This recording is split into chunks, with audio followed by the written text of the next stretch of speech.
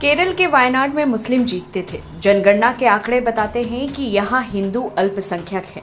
राहुल और अब प्रियंका ने अपने चक्कर में मुस्लिमों से गारंटी वाली एक सीट छीन ली, जिसकी जितनी संख्या भारी बोलकर लूट लिया। चुनाव आयोग द्वारा केरल के वायनाड लोकसभा सीट पर उपचुनाव की घोषणा के साथ ही कांग्रेस नेता प्रियंका गांधी वाड्रा ने भी वहां से चुनाव लड़ने के लिए कमर कस ली। वायनाड उपचुनाव की घोषणा के ठीक तुरंत बाद ही कांग्रेस ने घोषणा कर दी कि प्रियंका गांधी वहां से पार्टी की उम्मीदवार होंगी। वहीं लोकसभा चुनाव के कुछ दिनों बाद ही कांग्रेस ने घोषणा की थी कि राहुल गांधी उत्तर प्रदेश की रायबरेली संसदीय क्षेत्र बरकरार रखेंगे और केरल की वायनाड सीट को खाली कर देंगे। वहां से उनकी बहन प्रियंका गांधी चुनाव लड़ेंगी। वहां से निर्वाचित होने पर प्रियंका गांधी सांसद के रूप में संसद में पहली बार प्रवेश करेंगी। इन्हीं सबके बीच उत्तर प्रदेश के मंत्री दिनेश प्रताप सिंह ने प्रियंका गांधी वाड्रा के वायनाड सीट से उपचुनाव लड़ने के संदर्भ में एक बयान दे दिया, जिससे राजनीतिक माहौल जो था वो और गर्मा गया। मंत्री ने अपने सोशल मीडिया पोस्ट में कहा, अंततः लड़की लड़ नहीं पाई और भाग ही गई, वहां जहां लड़ना ना पड़े, बूढ़ी जो हो गई है। इस बयान के साथ ही उन्होंने सीधे प्रियंका गांधी वाड्रा का नाम नहीं लिया, लेकिन उनके तंज का स्पष्ट संकेत था। दिनेश प्रताप सिंह के इस बयान ने यूपी की सियासत में हलचल मचा दी। उनके इस टिप्पणी को लेकर यूपी कांग्रेस ने कड़ी आपत्ति जताई। कांग्रेस कार्यकर्ता ने मंत्री के खिलाफ विरोध जताते हुए उनके घर के बाहर कालिख पोत कर चोर लिखा।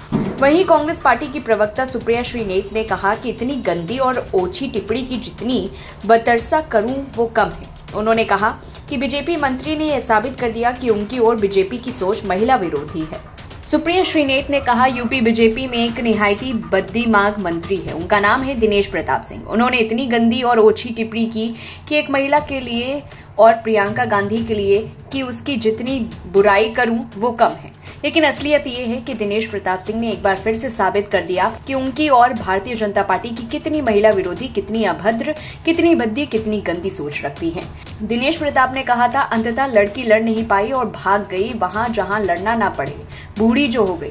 प्रियंका गांधी पर टिप्पणी करने वाले बीजेपी मंत्री पर सुप्रिया श्रीनेत ने कहा, जिस भाषा का उन्होंने इस्तेमाल किया है वो वही बोल सकता है जो वस्तुतः महिला का विरोधी हो। लेकिन मैं दिनेश प्रताप सिंह जैसे आदमी से एक बात कहना चाहती हूँ, आपने अपने असली चाल चरित्र का परिचय तो दे दिया, लेकिन एक बात ये भी सच है कि जो हार आपकी हुई और जो करारी हार आपकी रायबरेली में हुई, उससे आप अभी तक उभर नहीं पाए।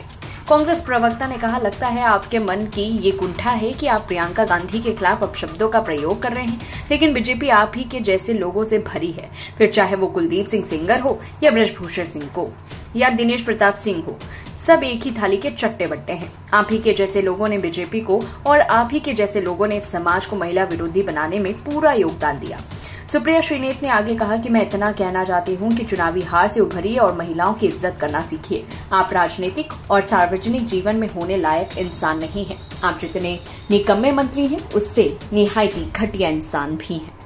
इस पूरी बयान को लेकर के आपकी क्या कुछ राय कमेंट बॉक्स में बताइए। तब तक के लिए देखते रहिए लाइव टीवी। हरियाणा विधानसभा चुनाव के ठीक तुरंत बाद कांग्रेस के दिग्गज नेता एवं पूर्व मंत्री कैप्टन अजय सिंह यादव ने पार्टी से इस्तीफा दे दिया। उन्होंने पार्टी में अपने साथ खराब, अपमानजनक व्यवहार होने का आरोप लगाया। इससे पहले सुबह उन्होंने राहुल गांधी से मुलाकात की थी और उसके बाद अपना इस्तीफा सार्वजनिक कर दिया। कैप्टन अजय सिंह यादव ने कहा कि वे पार्टी छोड़ रहे हैं और अखिल भारतीय कांग्रेस कमेटी के अन्य पिछड़ा वर्ग विभाग के चेयरमैन पद से इस्तीफा दे रहे हैं। यादव ने कहा, सोनिया गांधी के कांग्रेस अध्यक्ष पद से हटने के बाद पार्टी में मेरे साथ खराब व्यवहार हो रहा था। इसके बाद से पार्टी अलाकमान से मोह भंग हो गया। अजय सिंह यादव ने इस पर पोस्ट भी किया और उसमें लिखा, मैंने अखिल भारतीय कांग्रेस कमेटी के ओबीसी विभाग के अध्यक्ष पद से तथा कांग्रेस पार्टी की प्राथमिक सदस्यता से अपना त्यागपत्र कांग्रेस अध्यक्ष मल्लिकार्जुन खड़गे को भेजा। अपनी इसी पोस्ट में उन्होंने खड़गे, राहुल गांधी और सोनिया गांधी को टैग भी किया। यादव ने एक्स पर कहा, इस्तीफा देने का यह निर्णय वास्तव में कठिन था, क्योंकि मेरे परिवार का 70 वर्ष से जुड़ाव था। मेरे पिता राव अभय सिंह 1952 में विधायक बने और उसके बाद मैंने पारिवारिक परंपरा को जारी रखा। लेकिन सोनिया गांधी के कांग्रेस अध्यक्ष पद से हटने के बाद पार्टी में मेरे साथ खराब व्यवहार होने लगा। इससे पार्टी अलाकमान से मेरा मुंह भंग हो गया है। वहीं मध्य प्रदेश के ग्वालियर चंबल इलाके के श्योपुर विधायक बाबूलाल जंडेल का एक विवादित वीडियो भी सामने आया और प्रदेश की राजनीति में बवाल खड़ा हो गया। दरअसल इस विवादित वीडियो में विधायक भगवान शिव का नाम लेते हुए अपशब्द का इस्तेमाल कर रहे हैं। मामला सामने आते ही प्रदेश भर में विधायक के खिलाफ विरोध प्रदर्शन शुरू हुआ। वहीं भाजपा अनुसूचित जाति मोर्चे के कार्यकर्ताओं ने विधायक बाबू जंडेल का पुतला जलाकर विरोध विरोध प्रदर्शन किया। ग्वालियर में हिंदू महासभा ने दौलतगंज में शिव मंदिर के बाहर विधायक का पुतला जलाया। वायरल वीडियो के सामने आने के बाद सरकार के मंत्री विश्वास कैलाश सारंग ने कहा कि इससे ज्यादा आपत्तिजनक कुछ नहीं हो सकता। यह कांग्रेस की परिपाटी है और पद्धति भी। उन्होंने कहा कि सनातन को बदनाम करना, हिंदू देवी देवताओं का अपमान करना, भगवा आतंकवाद जैसे शब्दों को आजाद करके सनातन को पूरी दुनिया में बदनाम करना यह कांग्रेस का एजेंडा है। राहुल गांधी कहां चले गए, जो मध्य प्रदेश चुनाव के समय त्रिपुंड लगाकर महाकाल बाबा दर्शन करके अपने आप को शिव भक्त कह रहे थे। कहां गई वह प्रियंका गांधी जो गंगा जी में डुबकी लगाकर कह रही थी कि हम हिंदू हैं। अगर आप हिंदू हैं तो आप क्या अपने विधायक के खिलाफ कार्रवाई करेंगे? कांग्रेस हर समय सनातन के खिलाफ रहती है। प्रियंका राहुल गांधी को जल्द इस पर कार्रवाई भी करनी चाहिए। कांग्रेस विधायक बाबूलाल जंडेल ने कहा कि मैंने देखा है, ये साल भर पुराना वीडियो है। मेरे कमरे पर मैं बैठा था, कुछ लोग बैठे थे जब पार्वती और शिव जी की धार्मिक चर्चा चल रही थी। मैं शिव भक्त हूँ। शिवलिंग पर से हमारी बहस होना शुरू हुई। लिंग की परिभाषा मैंने लोगों को बताई। शिवलिंग की परिभाषा क्या होती है, जो हमारी देसी भाषा है, वह मेरा वीडियो काट दिया गया। शिव पूजा क्यों करते हैं, मेरा पूरा वीडियो में था। इस पूरी रिपोर्ट को लेकर के आपकी क्या कुछ राय, कमेंट बॉक्स में बताएं। तब तक के लिए देखते रहिए लाइव टीवी न्यूज। बधाई, एक देश एक संविधान। जम्मू कश्मीर का मुख्यमंत्री राज्य के संविधान की शपथ लेता था। आज उसने भारत के संविधान की शपथ ली।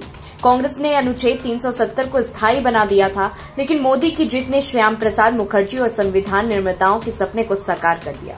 तब और अब I will bear true faith and allegiance. That I will bear true faith and allegiance to the Constitution of the state as by the law established. To the Constitution of the state as by law established.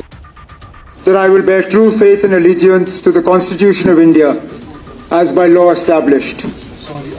That I will uphold the sovereignty and integrity of India. That I will faithfully and conscientiously discharge my duties as Chief Minister for the Union Territory of Jammu and Kashmir. जिन्होंने कहा था कि 370 की वापसी तक कोई चुनाव नहीं लड़ेंगे, जिन्होंने कहा था कि पूरे राज्य के दर्ज से कम को स्वीकार नहीं, उन उमर अब्दुल्ला ने आज केंद्र शासित जम्मू कश्मीर के मुख्यमंत्री पद की शपथ ली। चुनावी जीत हार से ऊपर यहाँ भारतीय संविधान की जीत थी। कांग्रेस भी अपने गठबंधन की सरकार में यहाँ शामिल हो जाती तो शुभ होता। अब उसे जिद छोड़ देनी चाहिए कि 370 वाला दौर वापस आएगा। नेशनल कॉन्फ्रेंस मान गई, संविधान की शपथ ले ली उमर अब्दुल्ला ने। उमर अब्दुल्ला मुख्यमंत्री जरूर बन गए, लेकिन जम्मू कश्मीर शासन प्रशासन की अहम शक्तियां अब भी उपराज्यपाल मनोज सिन्हा के ही पास होंगी। दरअसल इसी साल 12 जुलाई को केंद्रीय गृह मंत्रालय ने विधानसभा चुनाव से ऐन पहले उपराज्यपाल की शक्तियों में बेहिसाब बढ़ोतरी कर दी थी। एक झटके में केंद्र ने राज्य के पुलिस, पब्लिक ऑर्डर से लेकर जमीन तक के मामले एलजी को दे दिए। आइए एक नजर उन शक्तियों पर डालें जो अब भी उपराज्यपाल के नियंत्रण में होगी। पहला, केंद्र शासित प्रदेश जम्मू कश्मीर में की वरिष्ठ नौकरशाही से लेकर अखिल भारतीय सेवा के अधिकारियों के कामकाज में अंतिम निर्णय एलजी का ही होगा। दूसरा, नए नियमों के तहत भ्रष्टाचार निरोधक ब्यूरो, लोक अभियोजन निदेशालय, जेल और जम्मू कश्मीर फॉरेंसिक विभाग की एलजी ही के नियंत्रण में होगा।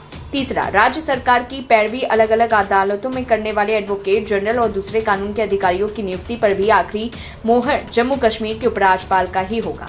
चौथा, कोई अपील दायर करने, मुकदमे को चलाने की इजाजत देने या फिर उस पर रोक लगाने से पहले केंद्र सरकार को उपराज्यपाल की अनुमति लेनी होगी।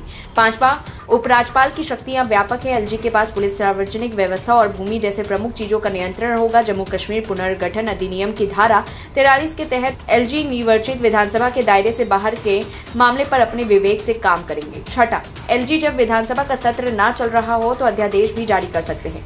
इस तरह उनको विधायी शक्तियां भी दे दी गई हैं। साथ ही सभी वित्तीय कानूनों को विधानसभा में पेश किए जाने से पहले एलजी की सिफारिश की जरूरत पड़ेगी। सातवां, एलजी के पास बजटीय आवंटन और सरकार के खर्च से जुड़ी चीजों पर भी अंतिम अधिकार होगा। हालांकि एलजी के व्यापक अधिकार के बावजूद जम्मू कश्मीर के निर्वाचित मंत्री परिषद शासन में सहयोग की भूमिका निभाएगी।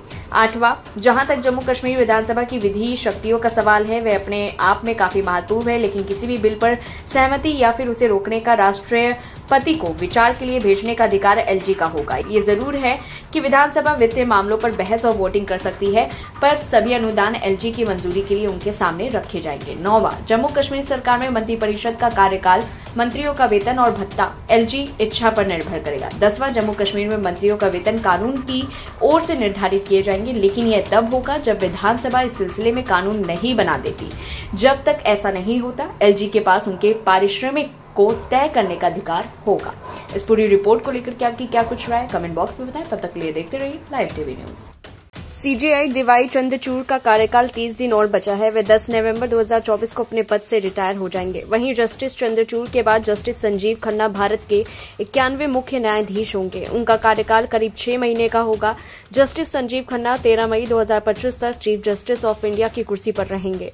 न्यायमूर्ति संजीव खन्ना ने कभी भी मुख्य न्यायाधीश के रूप में किसी उच्च न्यायालय का नेतृत्व नहीं किया। सर्वोच्च न्यायालय में पदोन्नत होने से पहले वे दिल्ली उच्च न्यायालय के न्यायाधीश थे। वहीं जस्टिस संजीव खन्ना के पिता जस्टिस देवराज खन्ना भी जज थे। वे दिल्ली हाई कोर्ट के न्यायाधीश थे। इसके अलावा उनके चाचा जस्टिस हंसराज खन्ना भी सुप्रीम कोर्ट के न्यायाधीश रहे। जस्टिस हंसराज खन्ना ने ADM Jabalpur versus Shivakant Shukla case में बहुमत से अलग फैसला दिया था। इस मुकदमे को हेबियस कॉर्पस केस के नाम से भी जाना जाता है। जस्टिस संजीव खन्ना ने सुप्रीम कोर्ट के जज के तौर पर अपना पहला दिन उसी कोर्ट रूम से शुरू किया जहां से उनके चाचा दिवंगत न्यायमूर्ति एचआर खन्ना आखिरी बार सेवानिवृत्त हुए थे। यह एक दुर्लभ संयोग था। सुप्रीम कोर्ट ऑब्जर्वर की एक रिपोर्ट के मुताबिक जस्टिस संजीव खन्ना 22 मई 2023 तक 354 से ज्यादा बेंच का हिस्सा रहे थे, जबकि 93 जजमेंट सुनाए गए थे। जस्टिस संजीव खन्ना के कई जजमेंट मशहूर रहे। 2024 में सुप्रीम कोर्ट की 5 जजों की बेंच ने इलेक्टोरल बॉन्ड को असंवैधानिक घोषित किया। जस्टिस खन्ना भी इस बेंच का हिस्सा थे। उन्होंने कहा कि अगर डोनेशन बैंकिंग चैनल के माध्यम से किया जाता है तो दानदाताओं की गोपनीयता का अधिकार नहीं बनता। उन्होंने आर्टिकल 370 पर भी मशहूर फैसले दिए। उन्होंने कहा कि भारतीय संविधान का अनुच्छेद 370 विषम संघवाद की एक विशेषता थी और यह संप्रभुता का संकेत नहीं था। इसके हटाने से संघीय ढांचे पर कोई असर नहीं पड़ता। 14 मई 1960 को जन्मे जस्टिस संजीव खन्ना मूल रूप से दिल्ली के ही रहने वाले हैं। उनकी शुरुआती पढ़ाई लिखाई दिल्ली के मशहूर मॉडर्न स्कूल से हुई। फिर साल 1980 में दिल्ली यूनिवर्सिटी से ग्रेजुएशन की पढ़ाई की। इसके बाद डीयू के कैंपस लॉ सेंटर में लॉ में एडमिशन ले लिया। वकालत की पढ़ाई के बाद जस्टिस खन्ना ने साल 1983 में बार काउंसिलिंग ऑफ दिल्ली में रजिस्ट्रेशन कराया और प्रैक्टिस शुरू की। शुरुआती दिनों में 30 हजारी कोर्ट और साकेत कोर्ट में प्रैक्टिस किया करते थे। फिर दिल्ली हाई कोर्ट शिफ्ट हो गए। जस्टिस संजीव खन्ना को 24 जून 2005 को पहली बार दिल्ली हाई कोर्ट में एडिशनल जज नियुक्त किया गया। फिर अगले साल 20 फरवरी 2006 को उन्हें परमानेंट जज नियुक्त कर दिया गया। करीब 13 साल हाई कोर्ट में बिताने के बाद 12 दिसंबर 2018 को तत्कालीन सीजेआई रंजन गोगोई को अगुवाई वाले सुप्रीम कोर्ट कॉलेजियम ने जस्टिस संजीव खन्ना को सुप्रीम कोर्ट में नियुक्त करने की सिफारिश की और केंद्र सरकार ने इसे मंजूर कर लिया। इसके बाद 18 जनवरी 2019 को वे सुप्रीम कोर्ट के न्यायाधीश बने। पब्लिक लॉ से लेकर डायरेक्ट टैक्स और इनकम टैक्स के विशेषज्ञ माने जाने वाले जस्टिस संजीव खन्ना ने दिल्ली सरकार के पब्लिक प्रोसिक्यूटर के तौर पर भी तमाम मुकदमे लड़े। इसके अलावा इनकम टैक्स डिपार्टमेंट की तरफ से भी 7 साल तक स्टैंडिंग काउंसलिंग के तौर पर काम किया। साल 2004 में उन्हें दिल्ली सरकार ने हाई कोर्ट में अपना स्टैंडिंग काउंसिल अपॉइंट किया। इस पूरी रिपोर्ट को लेकर के आपकी क्या कुछ राय कमेंट बॉक्स में बताएं।